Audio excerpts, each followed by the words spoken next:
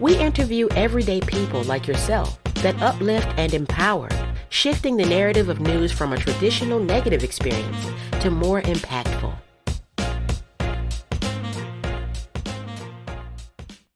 All right. Okay.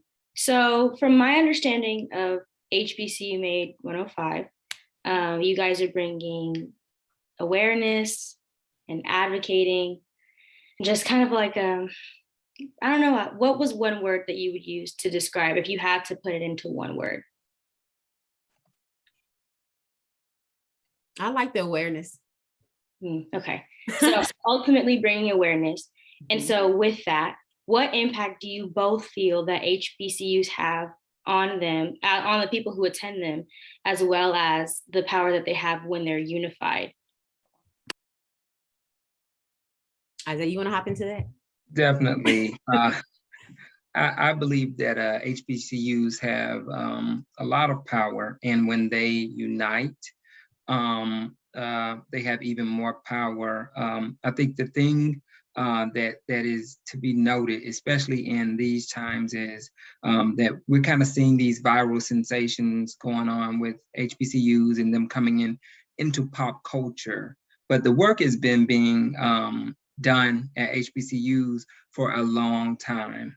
And so really reinvigorating the youth to understand, number one, the history of HBCUs and its impact on our culture, on the culture, and future culture.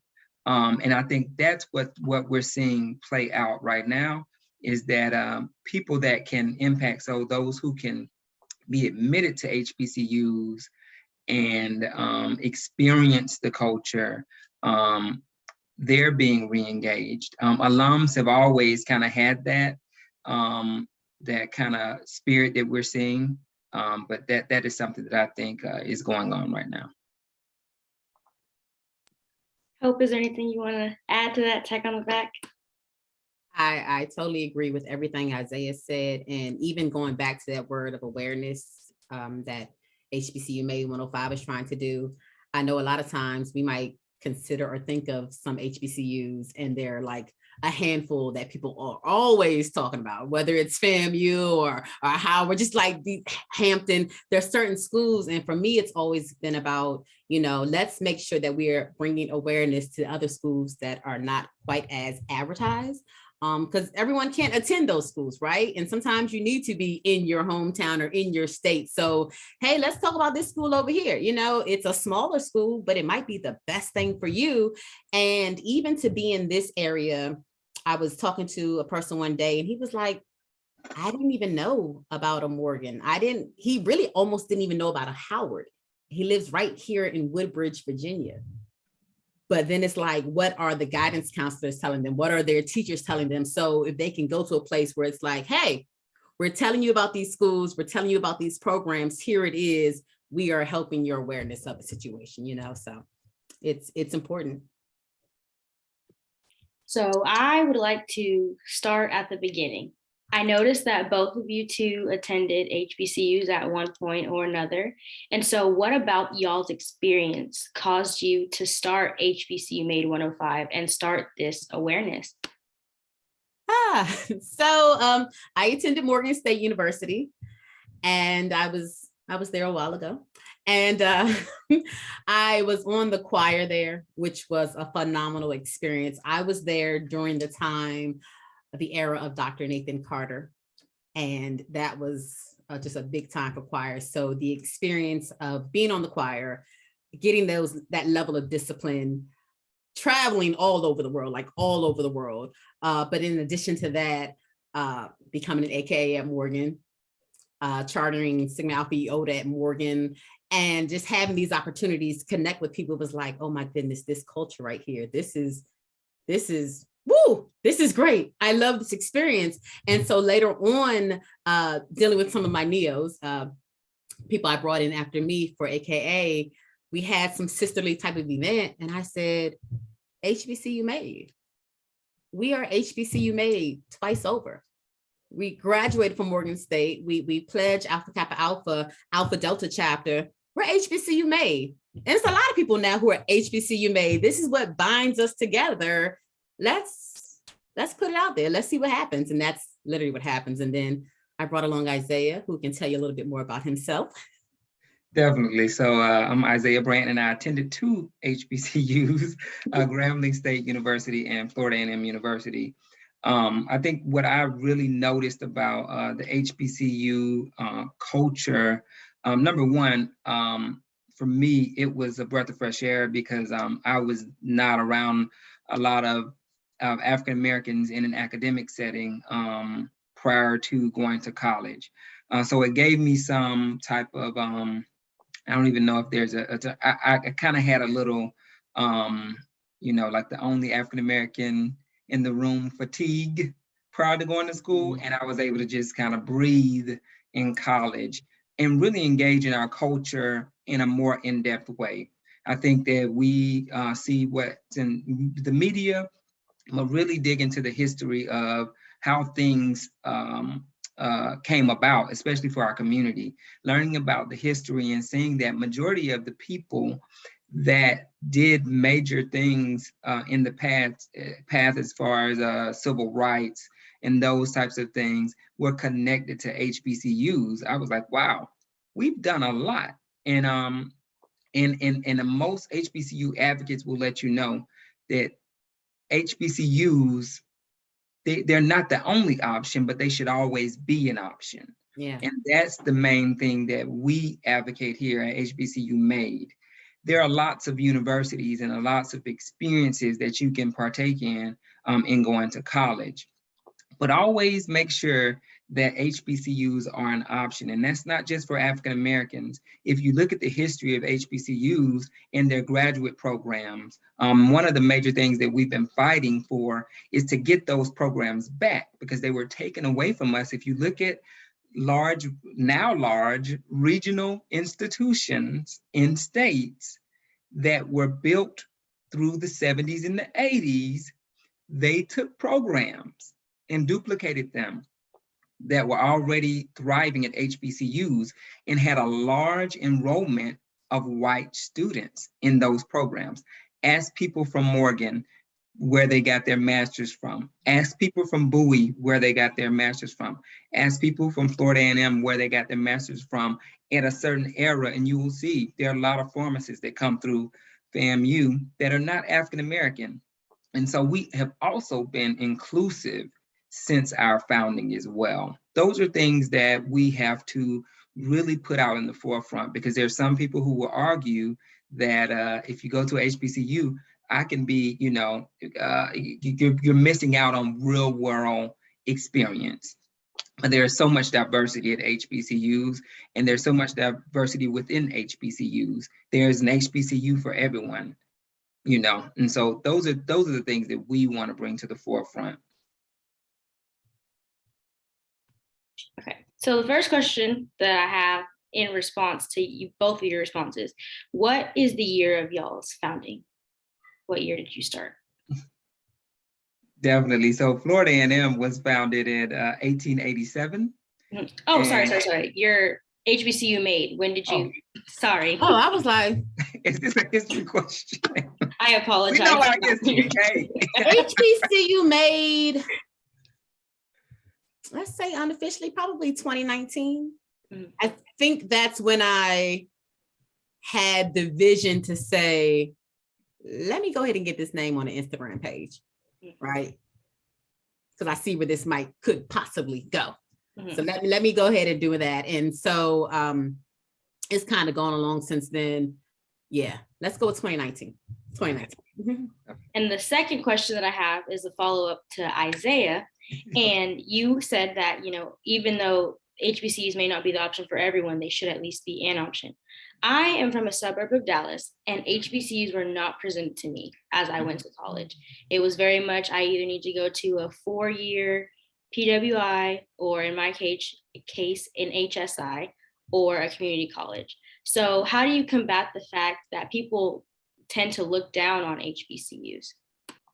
Definitely. And as I said before, the statistics and the data is out there. A lot of the information that people have are based off of someone's personal anecdotal experience and not based off facts and data. And so if we look at the, how successful HBCU alums are within the workforce, if we look at what they make as far as annual salaries, and how we change generational wealth within those HBCU graduates, the data is there. And so I think that what we have to do again is speak in facts and not speak in you know, things that maybe people have had experiences, because oftentimes if you dig a little deeper, some of those experiences that you know, they may have had a bad experience with an HBCU, you can also counter that with a PWI experience that's the same thing, or something even more egregious that people are not just saying. I used to say a lot of times to my PWI counterparts, you know, be real with your story as far as, you know, your true experience at the HBCU. Sometimes, I mean, at the PWI, sometimes it could have been isolating. Sometimes the true experience at the PWI was the unity they had within their Black organizations at those schools. And that's just something that, you know, that we can kind of see throughout history. And so I think that that's how we just have to combat it with facts. And while people have their stories and experience, I think that we have to look at it overall and not just look at some of those isolated experiences. This is an open question. Either you can answer both. What has been the response since putting out this platform that brings awareness to such a topic? Have you guys been seeing more people sharing their stories, or has it been more of a cultural shift? What's been your experience? It's been an interesting one, because we are not as like large as a lot of the other platforms that kind of share the HBCU experience. And, you know, a lot of them, they're sharing stories, but it might sometimes be more about like Greek life and things of that. And for me, it's always been about, you know, not really being in competition with them, but it's almost being that boutique platform right now where a person does feel comfortable enough to reach out. Right before we got on the call, someone was in the DMs and they said, listen, my younger sister is attending Morgan State University in the fall. Can you tell me about some scholarships that are out there? Can you find some? Can you help me connect? And even feeling comfortable enough to know that I can reach out to somebody and hopefully they'll respond to me. You know, I asked her, you know, what is the major? Let me know the intended major, because she said a lot of these people are telling you about scholarships, but then just using that as a platform to get your information, and they're not even responding back. They just want to put you on the list. So I when I have opportunities like that to kind of connect, or to know that, you know what, I actually know this person who is an opera singer. I know her personally, and she went to an HBCU. I can connect people to this, and not just about Greek life, or not just about, you know, X, Y, and Z, whatever it is that all the other platforms are talking about. No, I have this personal story, and they don't mind me sharing. They want me to share. So just that connection. So for me, it's like, it's going to grow. No one's worried about it. We're not worried, but anytime we can get our information, we know we're doing our part, then that's our personal success, you know? Definitely. I think that what it underscores is at the bedrock of HBCUmADe is really about relationship building. And that is really an authentic byproduct of the founder, Hope Kent. She is a relationship builder.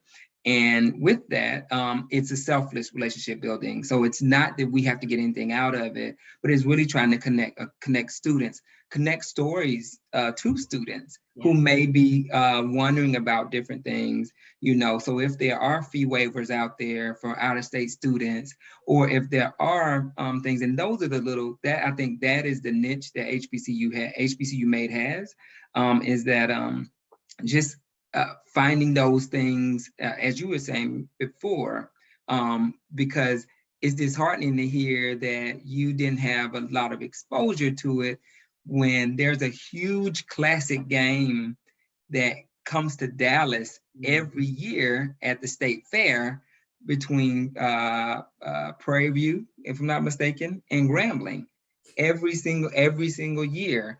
And so I'm sure your guidance counselors had information about those schools, but we really want to find those types of avenues to get information out to students that may have had your experience as well, just to say, hey, these are options.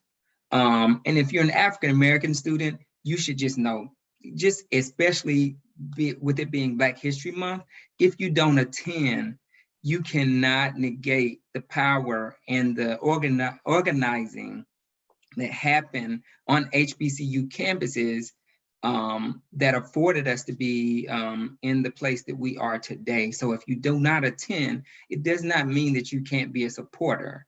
And that's another thing, bringing people on, because we can't do this alone. We can't do this work alone. We know that HBCUs graduate majority of African Americans. We know that they produce majority of the lawyers, majority of the doctors, and those types of things. And so we see people who may graduate from a PWI who say, I want a Black therapist, or let me find a person that does this, an entrepreneur that actually works with natural products and things. So you have to understand that everything is, and that's the thing about HBCUs, we really look at the bigger picture. And so if you see a lot of us, we are in public service, we are working in nonprofit because we really have learned those grassroots elements from our schools. And so that's what HBCUmADe is about, and that's what we really are trying to do, just build relationships. So I have one more question for you guys about like functionality, and then I want to move into culture. And this last question that I have for you is, what other platforms or advocacy actions are you guys taking outside of social media to kind of have your hand in the community, as well as, you know, giving yourselves a chance to be seen and know that people have this option? So one of the things, well, of course, COVID's been happening, but anytime I can like be a part of even the festival that is happening at my church, Alpha Street Baptist Church, they have a huge HBCU festival every single year. And this year it's shifting to the fall, but we were able to participate in the last pretty much in-person one. And it's like being there and just being a part, giving them the opportunity to see or to support the fact that these students are able to see all these schools at once, right? And even, you know, social media right now is just a big thing. It's what is there. So trying to connect with these students, trying to connect with their parents, whoever is bringing them, connecting with these schools. Hi, we are here to support you. Let us know how we can support you, how we can share this information. That is a big thing. So social media is pretty much going to be the platform. But when I get invited to come out to events, hey, Hope, we're having a drive to get people to sign up for the alumni program at Morgan, and it's going to be at the smoothie spot up the street. Can you come there and just be a part and be a presence? Sure, I can. I think I have some extra shirts or some extra pins that I can also give, right? Just to kind of show people that we are here to support you. So anytime people do reach out, I do what I can to be there if I can, you know? And I think it's just about that presence. And again, that relationship building. Definitely. And I would see in the future, really looking at highlighting things that everyday citizens can do to support HBCUs. And one of those things is funding inequities. And so we all have the right to vote. And so we're seeing that HBCUs are underfunded by their states. And you know, we can look at just examples of them not being funded based off of, there's a certain thing where certain HBCUs are supposed to get match funding based off the federal funding that they receive. And states have grossly underfunded HBCUs and have not met that match year after year. Morgan State University and other HBCUs in the state of Maryland won a case, legal case that recently highlighting that. There are other HBCUs that need to do that as well, but they need the political traction to be able to get those lawsuits off the ground. That's one major thing that everyday citizens can do. And that's why I said we need not just HBCU alums, but we need other people to get in and see, okay, we see the value of these schools. Yes, we know that we can give them scholarship money as well. But I use that example about the underfunding because if you notice, and I work with college students on a daily basis, and I've noticed the impact of the COVID relief funding that they've received that has wiped out total debt from their accounts. I saw one student had almost $5,000 on their account to wipe out their debt, but then also they were able to get direct payments to help them. So, okay, I can take another class because I don't have to do the part-time job because I just got $2,500 of her funding due to COVID. So I can actually take another class and graduate on time because I don't have to do these extra hours with a job. That is a direct effect on especially low-income first-generation students. And so we need to have people advocating at the state and federal level, everyday citizens, to support HBCUs in this way. And I can see HBCUmADe just bringing awareness to this. I'm not saying that we are in the business of having a full advocacy arm, but just highlighting those stories because they're being written every day about the underfunding of these great institutions. Ooh, goodness gracious. Okay, so looking at your social media, I mean, I can tell just in the bit that I know about you that you guys have outreach and done the work. So I was just interested to see your thoughts on what you do and kind of hearing your specific experience. So now I'm going to move on to culture. I'm aware that both of you are in y'all are in Greek organizations. I myself am a finer woman of the Zeta Phi Beta Sorority Incorporated. And my experience was completely, I don't know what word I would like to use. It was interesting. I am in a line of 3, and my chapter is also 3. Meanwhile, I look at people who go to HBCUs and I see lines of 10 and 20 and 80 and 100, and even still girls are still getting turned away. So what is that like, going to an HBCU and having these organizations where people are lined out of the door trying to get in?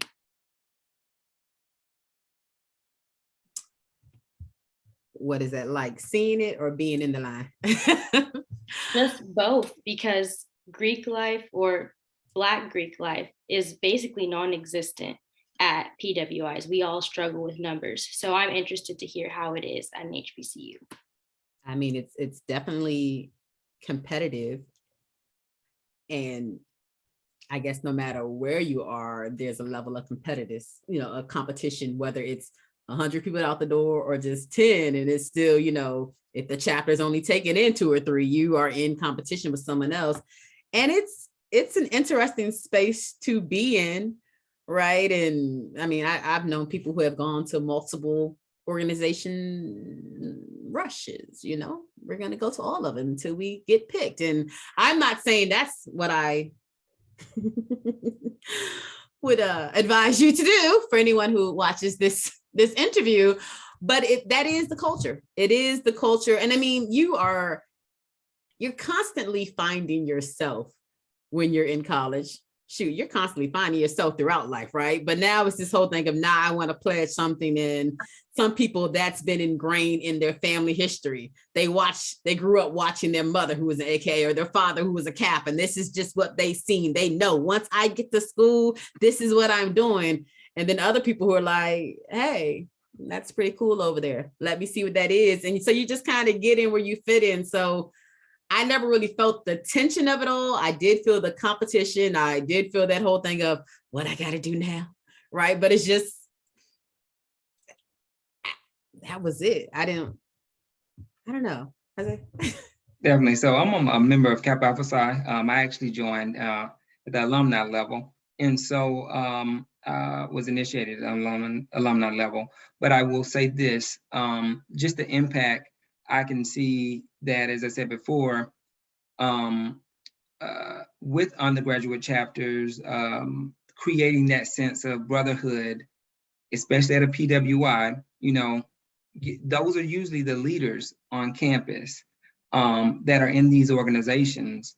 And an HBCU, it can be the same thing. Those are usually the leaders on campus. So they're actually creating the culture in the undergraduate, or setting a standard. Those are things that I see when I look at undergraduates and Greek letter organizations, but also how these organizations support HBCUs. As you can see, all of the Divine Nine has some type of initiative where they're supporting historically Black colleges and universities. A lot of them were founded on, at an HBCU campus. And so that is something that I see that is embedded in these organizations. It makes it important. I do believe that there are some people who may not value, those types of connections and bonds as well. There is a lot of misinformation about Greek life in general, whether that's Divine Nine organization or other Greek life organizations as well. But I think that they're very important, and they're a bedrock in the HBCU community and Black community as well. I want to go back to something you said earlier in the interview, Isaiah, and you were mentioning how a lot of students at PWIs find themselves or are able to find connections within the Black student organizations on campus. So how different is that because I'm not sure how much you have experience with people's experiences and how different things can be at any university, regardless of the affiliation. But how do you feel that these connections are different at HBCUs? Definitely. And I had the a privilege of going to school in Tallahassee, Florida, which is a college town. So across the tracks is Florida State University, and have a lot of friends. Most of my high school friends that were African-American that were in Tallahassee, they were actually at Florida State University. I was at FAMU. And so I used to go over there on Wednesdays when they had their, I think it was like Market Wednesdays or something. I would go out there and just see those connections that they would have within the organizations. I was also part of an organization called Progressive Black Men as well. And we did a lot of fellowshipping with our FSU brothers as well. I think it's an important thing because, again, while we're different, they're just like experience that when you're in a setting like college, and I always tell my students that you'll never have this experience ever again. You're staying on a college campus, you're living with people who you hardly know, you're going to school full time. You probably won't ever have that experience. And so it's a nerve-wracking thing. And so finding that safe space is very, it can be difficult, but when you find it, it is something that you kind of gain power in. And I saw that through those students at FSU that were part of their Black Student Association, or a part of the Greek letter organizations, or a part of the community service organizations, that they were able to find community with that. Within those organizations. And when I tie that to just knowing about retention at colleges in general, it supports it. I'll give just little example of when I got an acceptance letter from kind of a smaller college, public college in Florida. It was the first acceptance letter I got. And within my acceptance letter, it was a invitation to this Black male organization. It was interesting because at the moment, while it was saying to them, their part was like, okay, he can find community within this organization. For me, it was like, there are no Black people here. Like, they really want me to come. There are no Black people here. And so that was just kind of for me like, okay, well, I don't kind of want that experience right now. But I value education in general. That's why I say it doesn't have to be the only choice, but I think that those experiences within ourselves, within creating that community, it's very, very important. And some people don't validate that, that oftentimes they may not have made it if they didn't have those connections with communities in those safe spaces within their undergraduate career. My next question is a two-parter. So the first thing I want to ask both of you is this something you guys do full-time, or is it something that you do on like the side? Like how heavy is your involvement with HBCUmADe? This is on the side. Yeah, this is on the side, but as much as we can kind of be a part, we are, and maybe in the future will be a little bit more, but right now it is on the side, but constantly, still in our minds, right? So whatever we can do whenever things hit, it's like, hey, here you go. Let's talk about that. Let's post about that.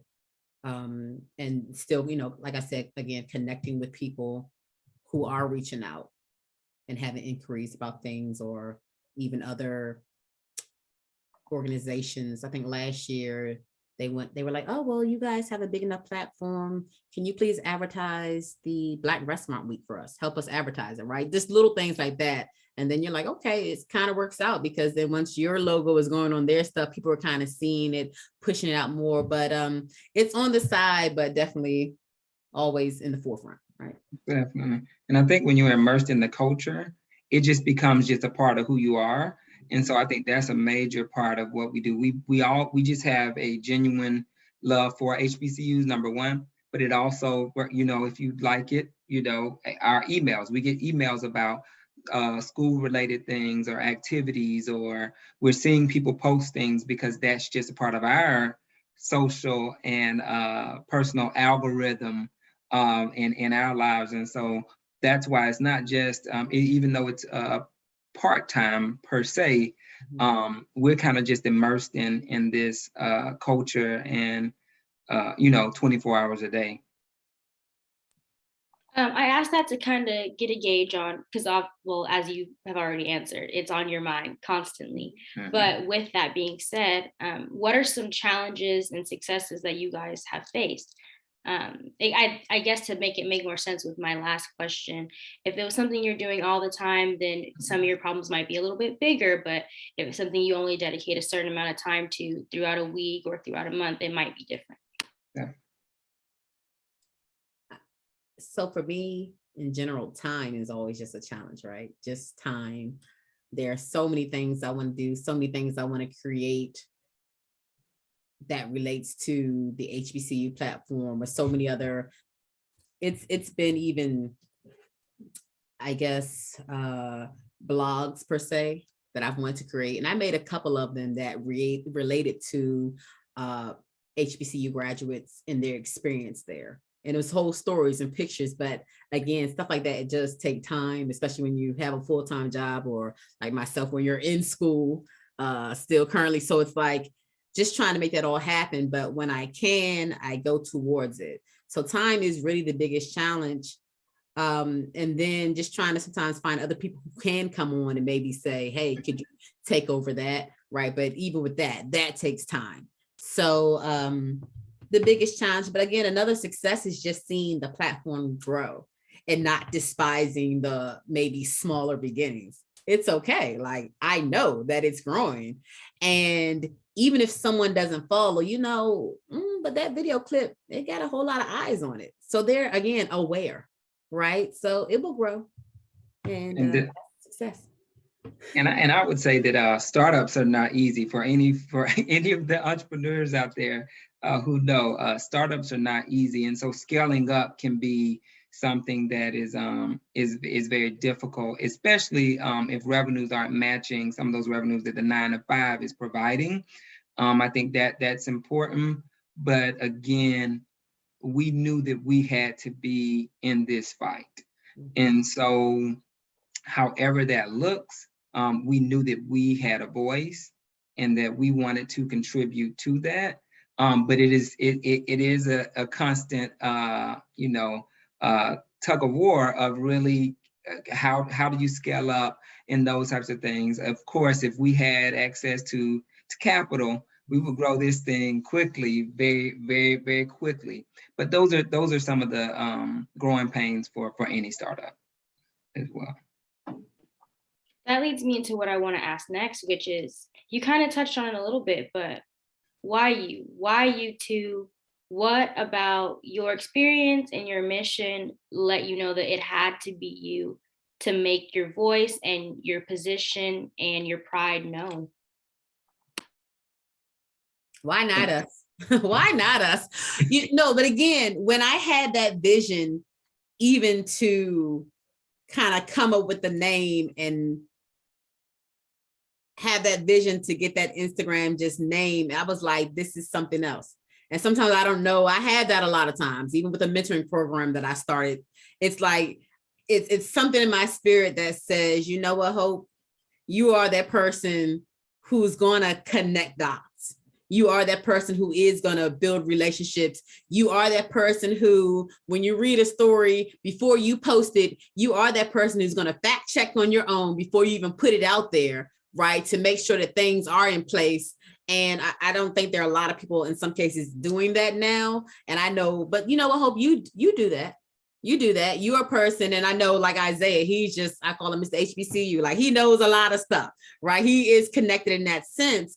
And another one of my friends, Autumn, a lot of times she might hop in and post some things. And it's good to have people coming from different kind of vantage points. You know, we have somebody who attended Grambling and FAMU, someone who attended Morgan, someone who attended Wilberforce, and then different majors, and they connect with different people. So it's kind of like, my personal relationships, me connecting and kind of building it out, it just kind of becomes, yeah, why not us?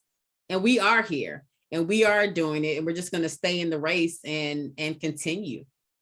Yeah, definitely. And my experience is just coming from a small town that's under-resourced, and a lot of the, as you we mentioned about the awareness of schools and options and just education in general are not there. When I felt the HBCU spirit, and specifically, we call it the FAMU spirit, it just ignited something in me that I wanted to share with other people about education, number one, but number two, what HBCUs have to offer.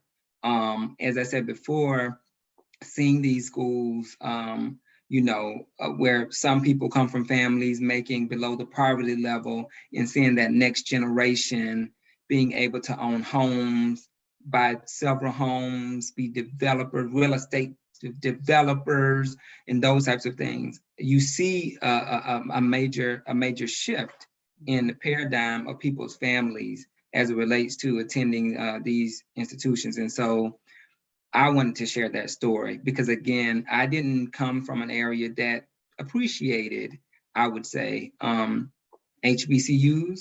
And so I wanted, number one, to educate. And that's why every person from my hometown who reaches out to me about an HBCU, I had someone the other day who reached out to me, a young person that I went to high school with. Her daughter is going to college, and she needed some assistance. I knew someone in admissions, and I made sure that she was able to get connected and get what she needed, or get the answer that she needed, so that school could stay in the running for her to, that she wants to attend. So I think making those connections as well, and then just giving back to my hometown, but also giving back to our community overall is why I'm here. So going back to the word that started this entire interview, which is awareness, how do you all feel with the fact that HBCUs are kind of making their way to the forefront a little bit?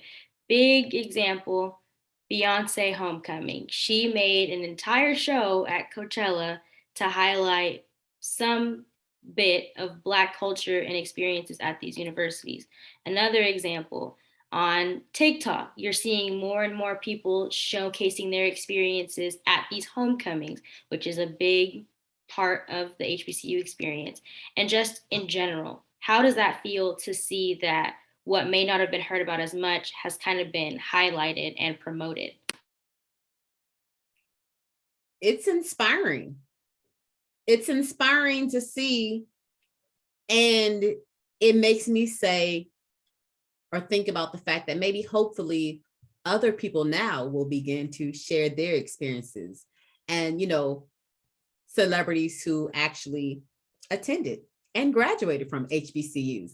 You know, I don't know if I'm pretty sure there still is some stigma that is there, of course, about an HBCU. And maybe I don't want to be connected to something so Black and da. So I'm not really sharing and making the thing. And I'm like, no, let these people know. Let these people know that you attended an HBCU. Let these people know that you're now head of diversity at such and such organization. And those are the stories I like to share. Oh, you're doing lead at Amazon, or you're doing lead at Walmart. Like, we're going to put these stories out there, and I want you to be all the way proud. And I want more celebrities to let it be known. A celebrity actually hit me up. One of those classics were just on. He's like, I'm trying to understand why they have all these celebrities up there talking about the HBCU experience, and I don't even really think they attended one. Or maybe they went for a part of a semester, a couple of weeks. He was like, I went and I graduated. Why are they asking me? And right then I said, okay, I'm going to do something where I can bring these people on, because at this point now I've connected with these celebrities and they did attend an HBCU. So let's get them to talk about it. So I'm inspired by it, and I'm going to take that inspiration and I'm going to move it to another level, and we're going to do something with it. Definitely. And I would just say, with the awareness being there now, I say to the next generation, do not drop the ball. And so what happened was that people knew that greatness that these HBCUs created. Someone dropped the ball and did not share that knowledge with the next generation. And so now that you know, young people, then you need to share that information with people. Share the story, share the true story, that HBCUs matter, because we matter. And so that's the thing that I would say as far as this awareness now. Don't let this be a pop culture bubble, right? Ensure that this is something that is passed down from generation to generation so that these institutions can thrive. And that is something that is why we do this work every day. We want to ensure that we don't drop the ball. And so the next generation, don't drop the ball. I'm kind of getting down to my last couple of questions here. What is something that you both want the readers to take away from the story once it's released? Don't drop the ball. Yeah, don't drop the ball. Help us continue to spread awareness about HBCUs. And again, with us having the schools that we love, we graduated from, it's like, I know that it's still bigger than just Morgan State, right? I know it's still bigger than FAMU. So I want people to share with us, because the information is out there, yes, but it's easier for us when you go ahead and just say, let me go ahead and tag HBCUmADe105. And once you tag us, I'm sharing it. I'm making it a comment, because I need the people to know this is out here. Edward Waters just did that. And most people might say, hi, Edward Waters. Is like, oh no, that's an actual school, right? Mm-hmm. Maybe you didn't know, but I'm gonna share about it. Right. And it's people who attend HBCUs, and sometimes they really only know about their school. Mm-hmm. Let's support them all. And so then when you see that, they'll say, okay, this is what's happening. This school is coming back. All right, this school needs money. Even when it's time to donate on those days, give to your school, give to another school too, if you have it. So we can all still be here to support each other. Don't let them die. Definitely. And I would say just dig deeper. And so while you are aware of these institutions, you want to dig deeper. So if you see a negative story about a school, dig a little deeper to see, what is this? Is this a systemic issue? What is this really about? What's really going on? Dig deeper as it relates to when you see these stories about these alums, or when you see these stories about these institutions doing great work. Just dig a little deeper, and then share that information. Because I'll meet people all the time when I wear my FAMU hoodie. They'll be like, oh, FAMU has a good band. Dig deeper. We also produce pharmacists. We also send people off to medical school. We also have a great law school.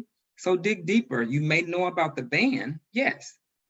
But the same reason why I know that Harvard is a top institution is also the same reason why I know that Howard is a top institution. I've done my research. I just don't take that just because it's Harvard, you know? And so I think that we all just need to dig deeper when we see these stories. So when you're reading this story, when you're seeing this, just dig a little deeper so that you can find out more information and then share that good news, because great things are happening at HBCUs every day. Thank you for listening. Continue to listen and support our journalism. Continue at WeINSPIRE and support our journalism. Hit us up on all our social media for daily inspiration. Hit us up on all our social media for daily inspiration. Nothing but the good news.